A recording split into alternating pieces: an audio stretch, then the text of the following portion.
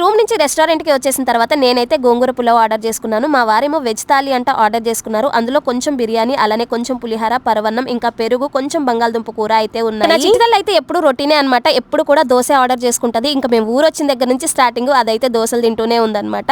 ఇంకా నా గోంగూర పులావ్ కూడా వచ్చింది. టేస్ట్ చూడంగానే ఫస్ట్ టైం చూస్తున్నాను. అసలు టేస్ట్ అయితే చాలా బాగుంది. కాకపోతే గోంగూర పులావ్ కొంచెం ముద్దగా ఉంది. ఇంకా నా చిట్టితల్లి అల్లరి ఆపడానికి ఫోన్ ఇచ్చేసి అయితే కూర్చోపెట్టాను. ఇలా ఫోన్ ఇస్తున్నాను కానీ తర్వాత మళ్ళీ చాలా భయం వేస్తుంది అనమాట. ఎక్కడ ఫోన్ అలవాటు అయిపోతుందా అని చెప్పేసి.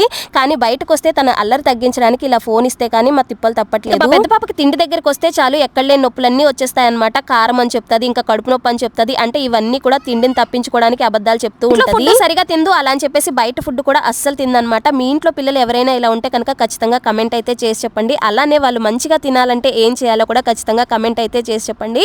ఇంకా తినేసిన తర్వాత ఇద్దరు ఐస్ క్రీమ్ అయితే తిన్నారు. ఇక్కడ నుంచి సింహాచలం వెళ్తాము. వీడియో నచ్చితే లైక్ చేయండి, ఛానల్ని సబ్స్క్రైబ్ చేసుకోండి.